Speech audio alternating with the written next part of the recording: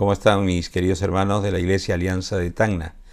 Es un privilegio nuevamente compartir la palabra con ustedes. Ya hemos estado en 2 semanas anteriores viendo la serie El poder de la cruz de Cristo.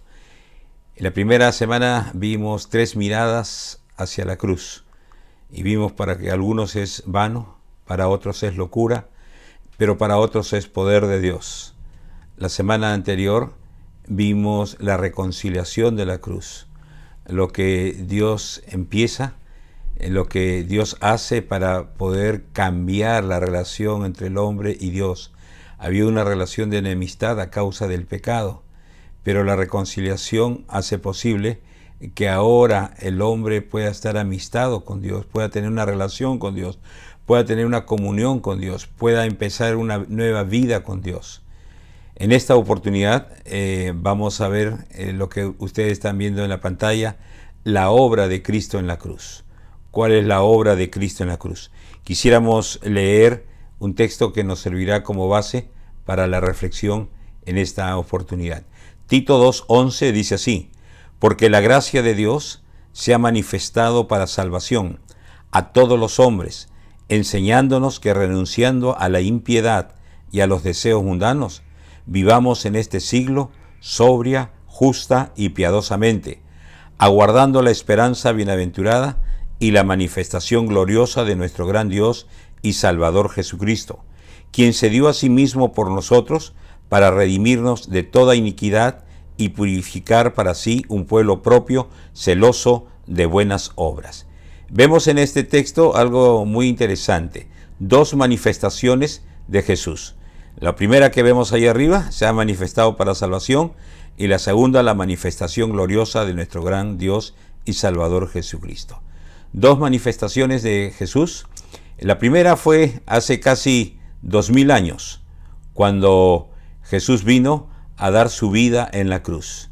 Esa primera manifestación donde Pablo dice aquí en Tito, porque la gracia de Dios se ha manifestado para salvación a todos los hombres. Hace 2000 años Jesús vino a dar su vida en la cruz para que pudiésemos ser salvos. Por eso dice que la gracia de Dios se manifestó para salvación. Esa fue la primera manifestación, la primera venida de Jesús hace 2000 años. Sin embargo, el texto de Tito también nos habla de otra manifestación. La segunda manifestación tiene que ver con la venida de Jesucristo. Es decir, en el 2:13 nos dice: aguardando la esperanza bienaventurada y la manifestación gloriosa de nuestro gran Dios y Salvador Jesucristo. Esta manifestación tiene que ver con la segunda venida de Jesucristo. Es decir, en la primera manifestación vino como el Cordero de Dios que quita el pecado del mundo. Vino como un siervo a sufrir, a morir a causa de nuestro pecado. Y ahora Tito habla de una siguiente manifestación, es con relación a la segunda venida de Cristo, la cual todos esperamos. El ver el mundo actual, lo que sucede, nos hace pensar que Cristo está próximo a venir, está cercano el cumplimiento de esta manifestación, la segunda venida de Jesús.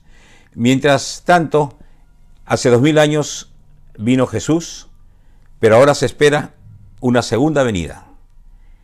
¿Qué es lo que deberíamos hacer entre estas 2 venidas? Cristo ya vino y ascendió a los cielos y está sentado a la diestra del Dios Padre. Mientras tanto, mientras nosotros esperamos, ¿qué cosa va a pasar? Hay 3 grandes hechos doctrinales que se han sucedido en la primera venida de Jesucristo. 3 grandes hechos que tenemos que verlos, que suceden en la primera manifestación. Lo primero que vamos a ver aquí en Tito es en el capítulo 2, el verso 14, dice: quien se dio a sí mismo por nosotros para redimirnos de toda iniquidad y purificar para sí un pueblo propio, celoso de buenas obras. Aquí el primer hecho teológico es la sustitución. Cristo, dice aquí el texto, se dio a sí mismo por nosotros. Se dio a sí mismo por nosotros. Él nos sustituye. Esa cruz nos correspondía a nosotros. La Biblia dice que la paga del pecado es la muerte. Y entonces Cristo se entrega voluntariamente por nosotros. A Él nadie le quitó la vida. Jesús dice, nadie me quita a mí la vida. Yo tengo poder para ponerla y volverla a tomar. Jesús podría haber impedido esa muerte de cruz, pero Él no vino para obviar esa cruz.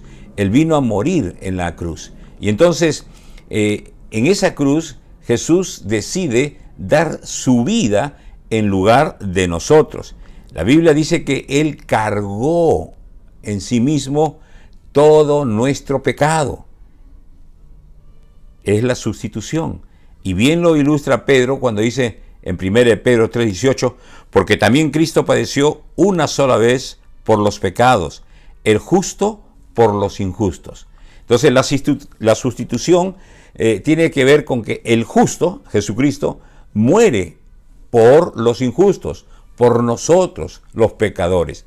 Tu amigo, yo y todos los que estamos, la Biblia dice que todos somos pecadores, todos pecamos de una u otra manera, pero la Biblia dice que Jesús murió por nosotros, se dio a sí mismo por nosotros, Él nos sustituye. Y este es el primer gran hecho doctrinal que vemos aquí en el relato de Tito.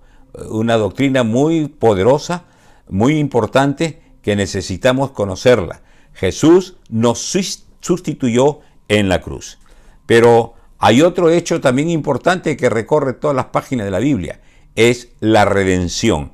El mismo texto del verso 14 dice, quien se dio a sí mismo por nosotros para redimirnos de toda iniquidad y purificar para sí un pueblo propio, celoso de buenas obras.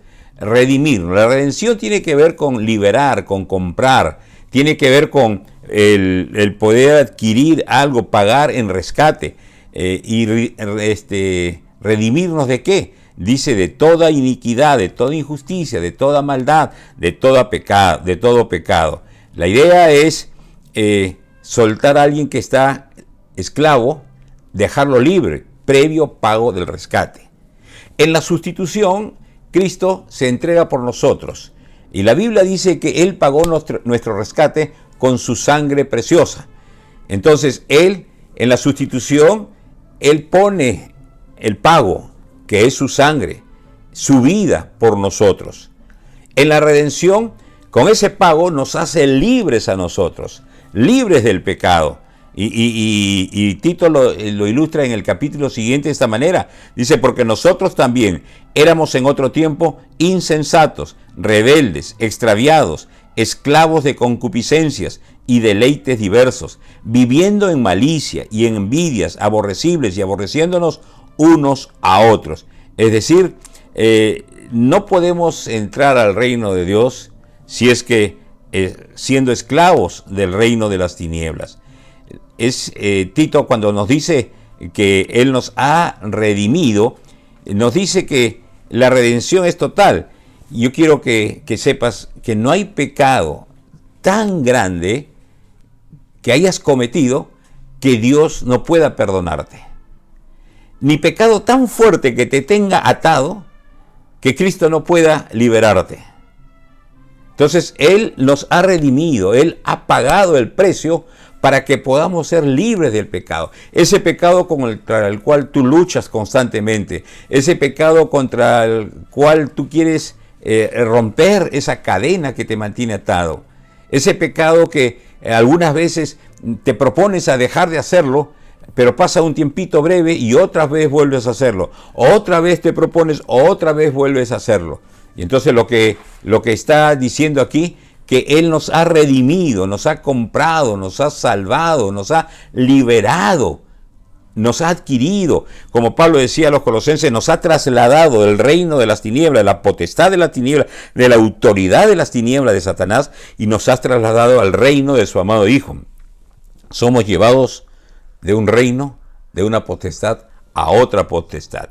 Entonces la redención tiene que ver con el hecho de que Cristo en la sustitución ha pagado con su sangre para que en la redención nosotros podamos ser libres de ese pecado que tanto te aqueja, ese pecado que tú quisieras poder librarte.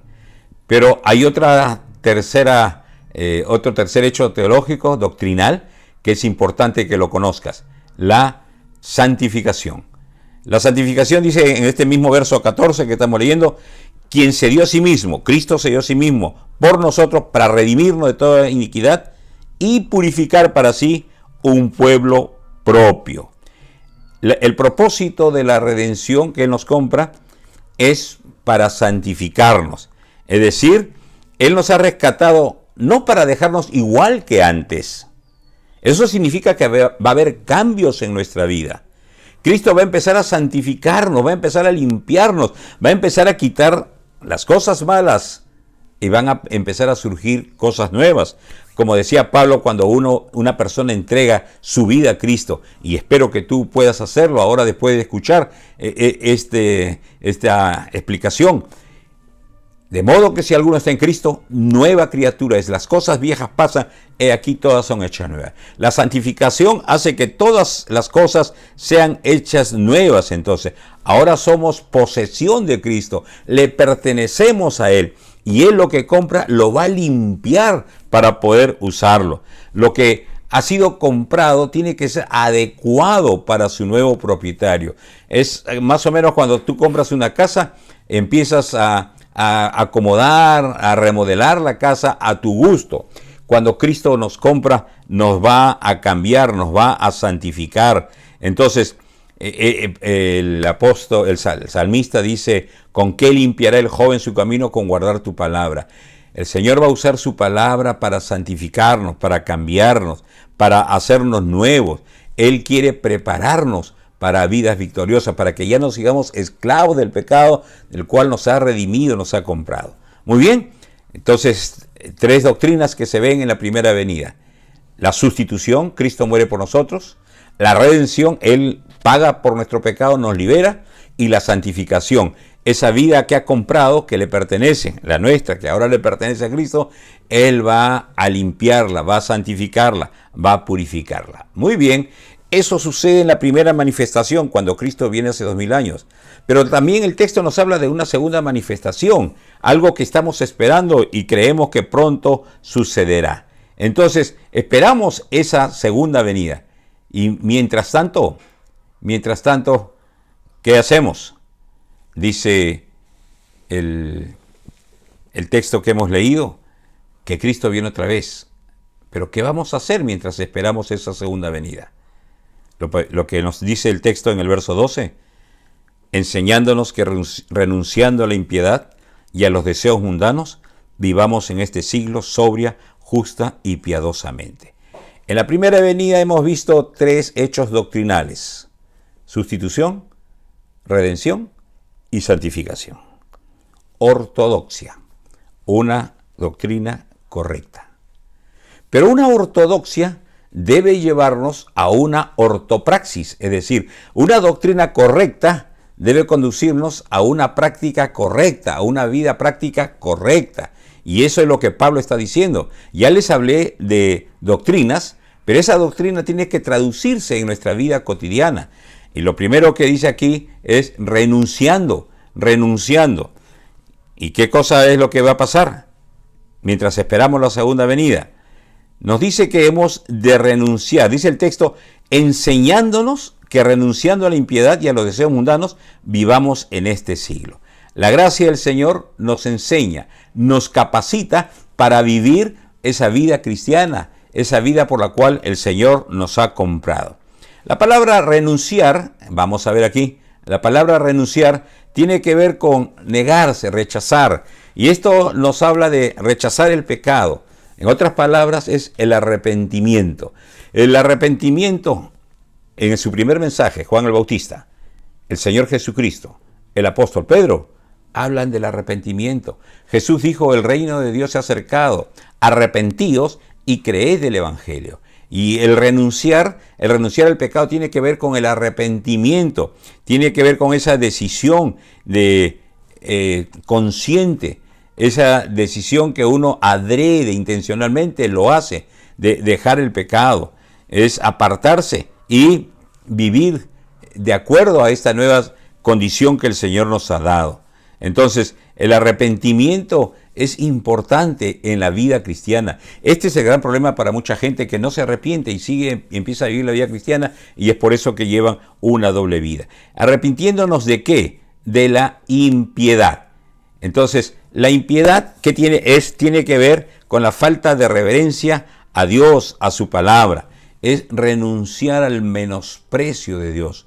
Mucha gente, y aún tristemente, lastimosamente, de gente que se dice cristiana, menosprecia la palabra, menosprecia a Dios. Hacen como si Dios no estuviera, viven como si Dios no estuviera, como si no le importara lo que Dios ve, lo que Dios piensa, lo que Dios dice. Entonces, renunciando a la impiedad es la falta de reverencia a Dios, falta de temor a la palabra de Dios. Y dice que debemos renunciar a esa impiedad. Pero no solamente a la impiedad, sino a los deseos mundanos, es decir, a los deseos de nuestra naturaleza pecadora, lo que Pablo dice en distintas ocasiones, deseos carnales, las pasiones juveniles, la lascivia, la lujuria, esos apetitos pecaminosos, esas codicias, renunciando a los deseos mundanos, todas aquellas cosas que el mundo nos ofrece para separarnos de Dios, renunciando a la falta de reverencia a Dios, de respeto a Dios, y renunciando también a los deseos mundanos. Por eso el apóstol Pablo nos dice que no reine el pecado en nuestro cuerpo mortal. Debemos dejar que Dios reine en nosotros. Muy bien, renunciando es la parte negativa, lo que no debemos hacer, lo que debemos dejar de hacer.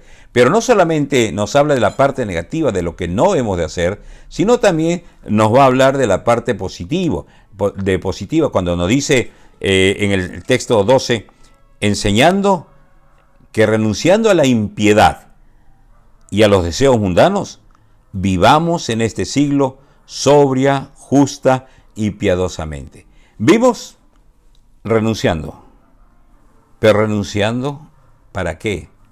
Para que podamos vivir. ¿Y vivir de qué manera?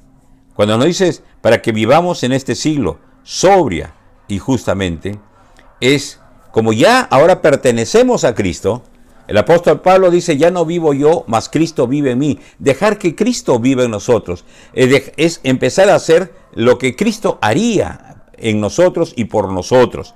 Entonces, una correcta ortodoxia, una correcta doctrina debe traducirse en una correcta ortopraxis en la vida cristiana práctica. Y esto es lo que nos está diciendo aquí el apóstol Pablo en este texto. Vivamos. La palabra vivir tiene que ver con conducta, con carácter. Es decir, no solamente biológicamente vivir, sino nuestra forma de vida, nuestro carácter, nuestra conducta. ¿Y cómo? En tres direcciones. Dice vivamos sobria, justa y piadosamente. La primera dirección, vivamos sobriamente, es decir, con relación a nosotros. Nos habla del ejercicio del dominio propio que gobierna todas las pasiones y deseos. Es ser prudente, tener equilibrio, tener templanza. Y esto nos habla de vivir con madurez, con prudencia, pensar en lo que vamos a hacer, pensar en los efectos, en las consecuencias, que esta actitud, que esta acción, esta palabra, qué efecto van a tener no solamente en mi vida, sino en las demás personas. Que vivamos con sobriedad, con equilibrio, con madurez, con prudencia, con templanza, viviendo sobriamente. Entonces, la primera dirección de esta vida es hacia nosotros mismos. Pero la segunda dirección de esta nueva vida es para con los demás, justamente. Dikaios es la palabra griega, es vivir rectamente, de acuerdo a lo que es recto, de acuerdo a lo que Dios establece, de acuerdo a lo que la palabra de Dios dice. Y esto va a echar por tierra ese pensamiento, no sé si tú lo tendrás, cuando la gente dice, yo creo en Dios a mi manera, no es a tu manera, es a la manera que la palabra de Dios lo dice. Vivir justamente es vivir de acuerdo a lo que el Dios justo dice. Eso es vivir justamente en nuestra relación con los demás. Es la fidelidad a la palabra de Dios. Cuando tengas dudas de que si puedes hacer esto o no puedes hacer, debes ir a este lugar o no debes ir al lugar, anda la palabra, qué es lo que Dios dice. Y ahí encontrarás lo que es justo, encontrarás lo que es recto. Y no solamente en la dirección con nosotros mismos, ser sobrios, en nuestra dirección con los demás, en ser justos, sino la tercera dirección es con relación a Dios, vivir piadosamente. Y esto nos habla de una actitud que va en pos de Dios, en búsqueda de Dios, en hacer aquello que le agrada a Dios. Y entonces, y esto nos habla de hacer las cosas que le agradan a Dios, mantener una comunión estrecha con Dios, una relación con Dios. En el texto anterior que vimos nos dice que renunciemos a la impiedad, a la falta de reverencia a Dios, la falta de reverencia a su palabra. Acá nos dice que renunciemos a eso, ¿para qué? Para que vivamos piadosamente, en una correcta relación armoniosa con Dios, en una relación donde nosotros somos los primeros beneficiados. Entonces, en esas tres direcciones. Muy bien, esa debe ser la forma de vida. ¿Y qué es lo que nos va a motivar? Dice Tito en el verso 13, aguardando la segunda venida de Cristo. Dice, aguardando la esperanza bienaventurada y la manifestación gloriosa de nuestro gran Dios y Salvador Jesucristo. La gran motivación es la espera de la venida de Jesús. Es como la novia que está esperando el momento de la boda, que está cuidando celosamente la blancura de su vestido, aguardando esa expectativa de la venida del Señor. El Señor viene en cualquier momento. El Señor puede venir hoy día, puede venir cada un mes, un año, nadie lo sabe, solamente Dios lo sabe. Pero la Biblia nos insta vez tras vez a estar preparados, a velar, a estar atentos, a aguardar expectantemente la venida del Señor. El apóstol Juan dice, todo aquel que tiene esta esperanza se purifica a sí mismo. Es decir, si viene el Señor hoy día, ¿cómo me encontraría? ¿Qué me encontraría haciendo? ¿Cómo me encontraría hablando? ¿Con qué conducta me encontraría? ¿Con qué intenciones de mi corazón me encontraría? Entonces, la gran motivación para vivir sobria, justa y piadosamente es aguardar la venida, esperar la venida. Recuerda, todo aquel que tiene esta esperanza se purifica a sí mismo. Si tú estás esperando algo, estás esperando esa entrevista con el gerente general para que consigas ese trabajo que tanto anhelas, tú te vas a preparar, vas a estar pensando lo que vas a decir, vas a estar expectante, probablemente estés nervioso. Cuando la novia está esperando al novio, la iglesia es la novia de Cristo y Cristo es el novio que viene por su novia. Entonces nosotros como iglesia, como la novia de Cristo, tenemos que estar expectantes, apartándonos de todo pecado, rechazando toda cosa que desagrada a Dios y viviendo para Él. Recuerda, el Señor murió por ti en la cruz, te ha sustituido, pagó ahí con su sangre el precio de tu vida, con lo cual te redimió, te compró, te hizo libre del pecado. ¿Y para qué? Para santificarte. Cambios en tu vida. Y Dios quiere cambiar.